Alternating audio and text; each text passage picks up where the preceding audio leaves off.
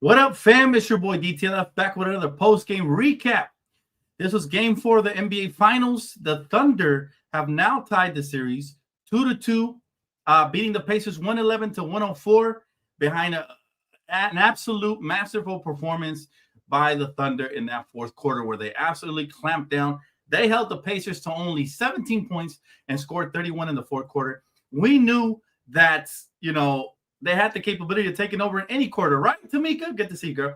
And that was clutch. That was clutch. I will tell you, I was definitely criticizing the Thunder because they were ball hogging a lot. I mean, statistically, Shea didn't have the best game. He was 12 for 24, right? He had how many assists? 0 assists, but he did end up with 35 points and only 2 turnovers. Jalen Williams stepped up big time, also ball hogging. Okay, although he did have 3 assists of his own. He ends up with 27 points and 7 rebounds, should I say.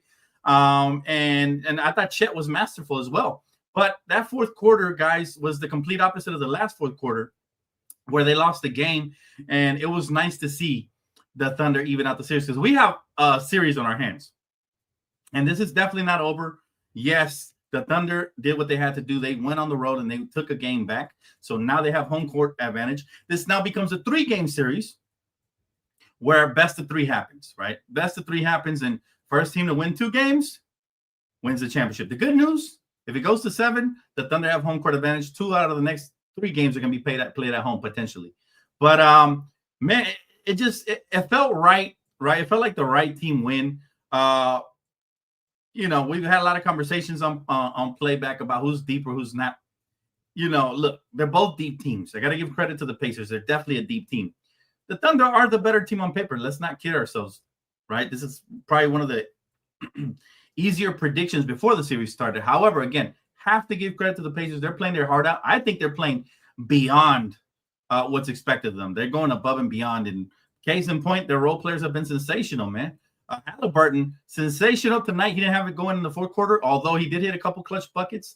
I thought whenever they had the switches on the pick and roll, the Thunder did a great job of containing them and forcing somebody else to beat them. That's the key to the series. He ends up with 18 points, 7 assists, 2 steals, and 2 rebounds. So, again, well-rounded game. Siakam was great with 20 points as well. Obi Toppin playing out of his mind. He averages 10 points per game in the regular season. He had 17 tonight. TJ McDonald's going crazy. 8 points on 3 for 7. He didn't have the same impact. I thought the Thunder were a lot more careful about turning the ball over to him and giving those little momentum plays. But even Benedict Mathurin chipped in with 8. Meanwhile, the Thunder bench, it was a one-man show. And that's credit to Alex Caruso, y'all. Our very own Alex Caruso, a.k.a. AC Fresh, stepped up big time and just had a monumental game. So credit to him, and it's nice to see ex-Lakers doing great things, man. But, again, it feels – Yvonne, yes, OKC in 6. That's my initial pick. It feels like the right team won tonight. It would have been weird if the Pacers went up 3-1. The Pacers are on a great Cinderella story run. But you just can't get the sense of feeling that eventually that's going to run out. I don't see – like, if they would have won tonight, it would have felt like it's destiny, right? But it just feels like eventually they're going to run out of that magical run they're on. It just feels that way. But who knows? Could be wrong. But still, the Thunder now have a chance to go back home, and I smell home cooking. I think the Thunder are going to give it to them. They're much better at home. Shea's much better at home. I think they're going to come out here and win Game 5, guys. But that'll be a different topic for a different video. Regardless, Thunder took care of business. They did what they had to do. Monumental fourth quarter right there. That one right there might decide the series. Who knows? But I do want to show you guys something I thought was funny. Shout out to my boy Jonathan Reyes for sending it over. Stephen A. Smith. Y'all see what I see? This man, Stephen A. Smith, wasn't even watching, which tells you he's not interested in the finals. This sets a bad precedent for the NBA. This picture is going viral on the internet. He's playing solitaire while the NBA finals are happening. So, yeah, what are you doing, bro? If I'm the commissioner, I'm giving him a call. Like, nah, bro, you can't do that in the NBA finals. It's bad. It's bad for viewership, for the followers out there. Very welcome, Yvonne. You're very welcome. Thank you so much for tapping in. But it's hilarious. He was playing solitaire during the NBA finals. How much of a basketball fan is he? Or is he just biased and he don't like none of the teams in the finals? Regardless, it just wasn't a good look for them. And I find it hilarious how one of your top basketball analysts right inside the NBA going to ESPN, I'm sure he's going to tag along, even though a lot of people don't want him there. And I could blame him the game was actually really great, Vern. It might not have given you the result you wanted, but the game was really great. It went down to the wire, and every game except for game 2 when the Thunder blew them out has been must-see TV. So I don't agree with that. These NBA finals have been really good. They're currently living up to the hype. They're 2-2, and for me, even exceeding the hype, because the Pacers are doing better than what I thought was going to happen. That was a damn good game. Exactly, Die Hard. Yeah, I think Vern was also playing solitaire if he doesn't think that was a good game. But man, one can only hope that for the final couple of games, it continues. It continues, and we wanted to see a good series. We got that, man. Hard fought both ways. Again, I still believe the Pacers are on a Cinderella run, and they got to try to capitalize as much as possible. I personally don't have them coming back next year into the finals. It's not easy to get to the finals, and who knows what their roster is going to look like next year. With the rumors of Miles Turner potentially getting paid somewhere else, et cetera, et cetera. But this is a golden opportunity for the Pacers that they haven't had in a very long time, right? Since we put them out in the finals over 20 years ago. So, they're doing the best of what they could. I think Halliburton has been an absolute superstar.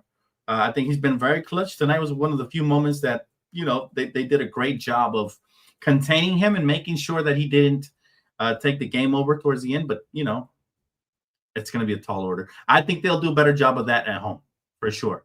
But Gilgeous-Alexander was clutch. Again, I was criticizing him. He had 0 assists. I don't like that style of play. It's cool to take over sometimes, but he didn't have it going initially. He got it going in the end. So credit to him. They took better care of the basketball, right? After committing 19 turnovers in game 3, they cleaned up their play, right? Reducing the errors and the careless turnovers. And that's much better, man, much better. And that's key to the rest of the series for sure. And they overcame their poor three-point shooting tonight as well. I don't know what the stat was, but they shot horrible from 3. I think they only made like 2 or 3 threes all game long.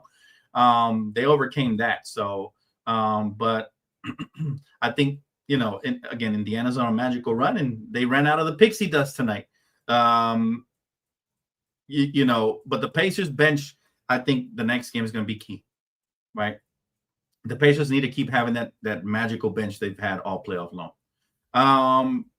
And credit to the head coach of the Thunder. He made adjustments there towards the end. Again, we were on playback, and we were definitely criticizing some of the coaching decisions that were made, going small and whatnot. But he made the right decision. I'll tell you who didn't make the right decision.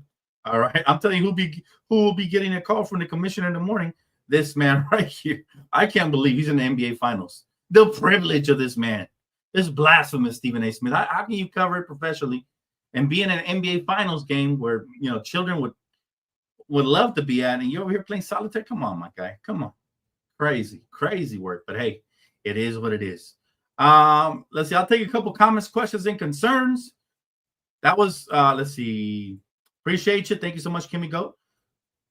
Was just playing passive. He just had to attack. Halliburton was playing passive. He just had to attack the paint. He's one of the fastest players in the NBA, but I feel like he doesn't trust his Spain game, which makes no sense. Well, Halliburton, I think, plays very under control. He didn't want to force anything. I think they got the mismatch they wanted.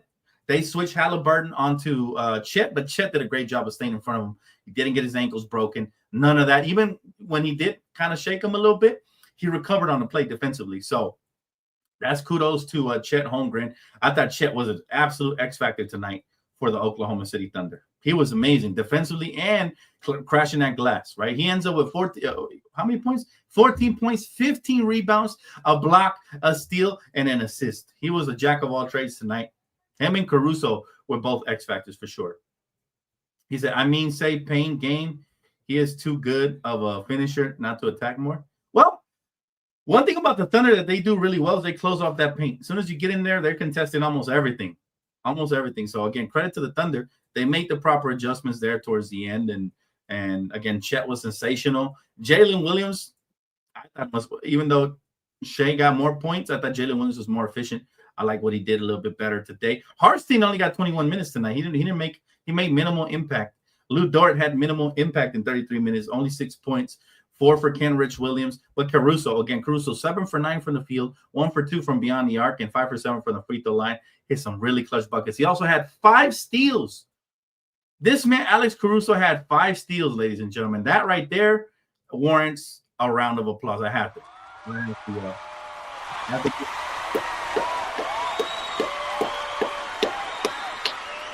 One thing I'll say about Alex Caruso is he's not just a great player, but he's a championship caliber player. We don't win 2020 without a glue guy like Alex Caruso. He was tremendous, man. He was tremendous. And I want to see Alex Caruso continue to thrive. And that's another reason I'm rooting for the Thunder. They got 2 more games, man. Whoever wins the next 2 games is the champion. And I think this series is going to continue to flourish and be exciting. And we couldn't have asked for a better series outside of maybe the Lakers being there instead of the Thunder. But regardless, that's neither here or there, man. This has been very competitive. Both teams match up really well. I still think the Thunder aren't fully exploiting their mismatches, right? We know Shea's always a mismatch, but you got to go to Chet. I want to see more pick and roll with Chet. Get him going towards the basket because he's 7'2" or 7'1" or something like that. And Miles Turner's 6'10". Okay, they don't have a crazy 7-footer that should be able to stop him. So on the plays where he did attack and he was involved in some actions, he was able to finish over the defense. So I need to see that a little bit more. He said, honestly, I didn't like the refs giving Shea 6 free throws at the end. Well, for the most part, they swallowed the whistle this entire game, JD.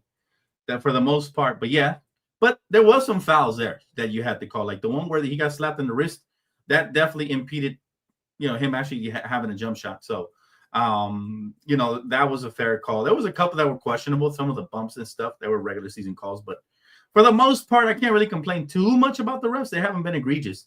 I'm sure that would be different if the Lakers were involved, but so far it's been decent. The finals have been decent. They've been letting them play for the most part, and even Halliburton got some. They got some free throws today, but all in all, man, let's see, free throws it was. Let's see, I got the free throws right here. So the Thunder shot 38 free throws and the Pacers shot 33. So it's not like a crazy huge disparity there.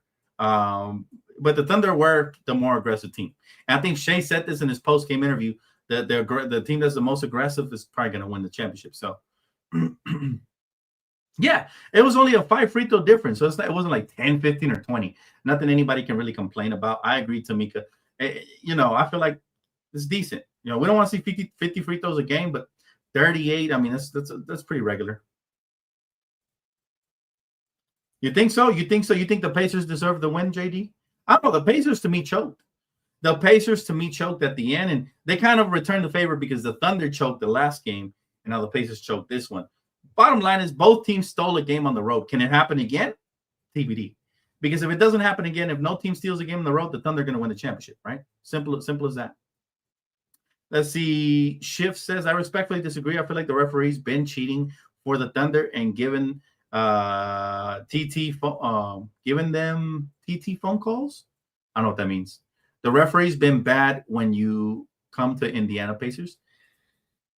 I don't know. I disagree with that. They called it technical one way, and then they kind of made it was a makeup call the other way.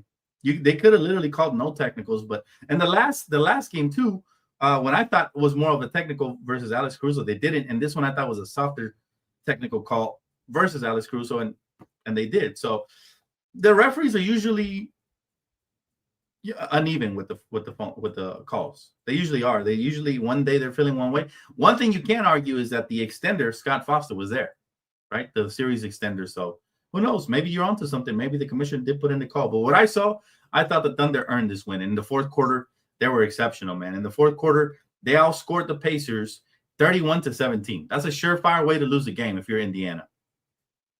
And I was very happy because I saw Pat McAfee or whatever his name is from ESPN out here acting like a WWE wrestler, talking smack about the Thunder and all this. I'm like, bro, since when did he become the mascot for Indiana? Like, that's pretty weak. He's over here disrespecting celebrities for the Knicks and not, just talking crazy. So I'm glad. And here's the worst part.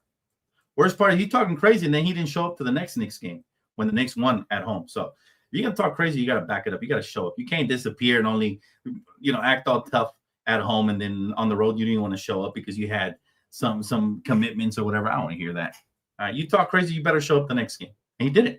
So you get no respect from me as far as that goes. But I like the fact that they had to eat a slice of humble pie. I think that the Pacers, I like the Pacers. Don't get me wrong.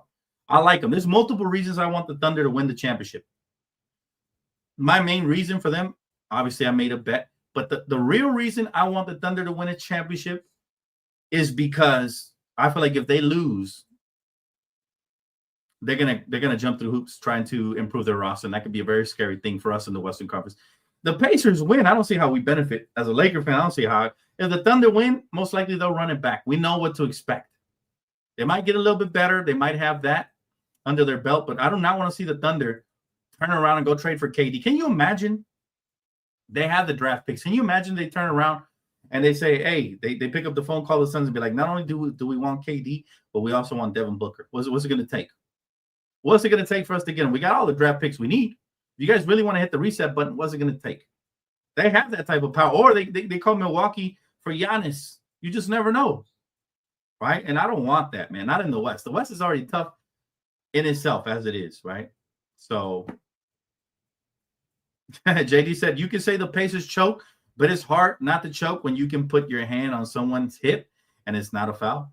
There's been a physical series the entire series. There's been calls blown both ways, and there's been calls that shouldn't be called both ways. So I really don't see the biasness going one way than the other. Matter of fact, Shea didn't get too many calls here in these last two road games. He gets more calls at home. That's why I'm expecting home cooking, because Shea, when he gets to the free throw line, he's better. But credit to him. He did what he had to do, and they won. I didn't like his play style like in the third quarter or whatever, but in the fourth, he took over. And again, J-Dub showed up as well, and so did Chet. Their big three, and this is why I had the Thunder winning the championship. Their big three, to me, is the better big three than any left remaining in the playoffs after the Lakers got him eliminated. Right? The Pacers go as Halliburton goes. When he doesn't really go, Siakam is the next best player. He's a great player. But can he carry? Probably not. He can have these breakout games and the sensational things, but he's basically 20 points and 10 rebounds, which is amazing. But J-Dub can go off for 27 like he did tonight. Chet can get 15 and 15. Shea can get 35 on any given night. To me, that's the best trio. And then for the Pacers, who's your third best player? You have to ask that, right? You got Halliburton, you're number one, Pascal number two, but then there's a huge drop-off. And I like all the role players. I like Nembhard. I like Naismith. I like Miles Turner. But there's a big drop-off to number three, right? We know clear-cut who the top three players for the Thunder are. And then, not to mention, they got great role players as well. So they're very, very evenly matched. However, I like the big three for the Thunder just a little bit better, for sure. Why don't you dislike the Pacers? There's nothing to dislike about them. They're a Cinderella team who's overachieving, and they're getting further than any of us thought. Shout out to Strega. Shout out to a couple people that believed in the Pacers before they got to the finals. But outside of them, there wasn't too many people saying the Pacers are going to win the championship outside of Pacer fans. Let's be honest. Right? There's a couple of shout out to Tara, the people that had picked them, but most of us didn't pick them to win the championship, because when we look at that team, it doesn't really wow you. Like, it's a good, well-rounded team, but it doesn't seem great on paper. They've been playing beyond their means. Credit to Obi Toppin, credit to Benedict Mathurin, credit to all those guys that have been playing out of their mind, but I can't help but feel like that's going to run out eventually. I could be wrong, but I don't dislike the Pacers. I don't. Darius Ford, what's up, man? He said, like, when the Lakers got eliminated, I started cheering for the Pacers. Oh, for real? Now I started cheering for the Knicks. I want the Knicks to do something this year. They let me down, but again, the Pacers earned that. Credit to them. Pacers stole game one of that Knicks series, and I think that changed everything. Pacers also stole game one of this series, but I think the Thunder might have just reestablished. I feel like the Thunder might just, they earned home court back, which is huge in the playoffs. CJ, he's from the West Coast. I feel like the Pacers have played the best team basketball in the NBA, even better than the Lakers. I'm sorry to say. No, I agree with you. I do like the Pacers because the OG style of point guard is coming back. I want the young players to emulate what Tyrese Halliburton has been able to do. He's a pass-first point guard who can score and take over at the right time. And it's been pretty clutch at the end. I'm like, Michael Jordan, is that you? Kobe, is that you? Psych. But he's been really good. He's been one of the clutchest players in the playoffs, and especially the fourth quarter, that I have seen in a long time. So, again, credit to him. But I do like the way they play, and they're taking after their leader, and they're well coached. What Rick Carlisle has been able to do to make Shea work is very reminiscent of that NBA Finals in 2011, the way Rick Carlisle with the Dallas Mavericks was able to throw so many different looks and bodies at LeBron James. That's what it's reminding me of. Yes, he earned it. Great players are going to earn it regardless. Shea did that tonight. He battled through it, and eventually, he broke through that seal, but he's going to have to earn this championship. And I think Shea knows that now. Like, yeah, I'm going to have to earn it. He continued to put his head down and attack and he got to the free throw line. He hit his shots and that was a wrap. Right, Tamika? But it's been a great series. I mean, anybody who thinks otherwise, I really don't have nothing to complain about in this series, man. Even when the Pacers have won, they've won fair and square. You haven't heard me sitting here say, oh, man, the officiating was horrible. None of that. Nah, for the most part, it's been pretty even. Hopefully it stays that way. I would hate for the commissioner to put in a phone call and all of a sudden you got free throw contests the last 3 games. Let's keep it what it is. It's been physical. It's been competitive. And it's been may the best team win. Let's keep it that way. And again, may the best team win. Still got the Thunder in 6 or 7, but I wouldn't at this point after the way that the Pacers have stepped up, it wouldn't shock me if they shocked the world, right? But still, it's going to be really hard to win, 2 out of the next 3 games on the road. That's going to be really tough. So, God be with everybody, man. It's going to be, again, fun series so far. We have ourselves a finals, ladies and gentlemen. We have ourselves a finals. And please hit that like button. Listen, guys, the rumor mill is heating up. I believe, right, that trades have already happened verbally. But I think the commissioner won't allow them to get executed until the finals ends. I'll be shocked if we're hearing KD could be traded in the next 72 hours. Could happen. But I think commissioner wants them to hold off till at least after the finals, maybe even to the draft, right? It'll take a lot of shine away from the finals, and these finals have been great. So we don't want that to happen. But at the same time, if you're a Laker fan, we don't care, man. We want the trades now.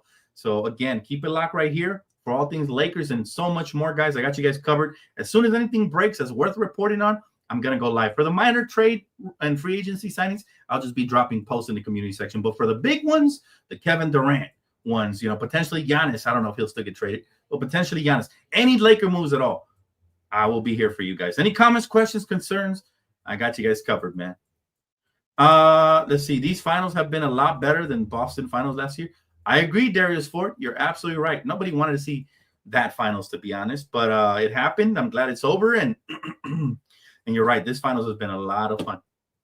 Dan, I really want Kelly Oubre Jr. on the Lakers. He's a solid role player for sure. I want Malik Monk. If I'm the Lakers, I'm picking up the phone and I'm seeing who in the hell the Kings are trading. If they got Malik Monk dangling out there, because remember, his backcourt running mate from Kentucky and De'Aaron Fox is gone. So if I'm Monk, I'm open to being moved, right?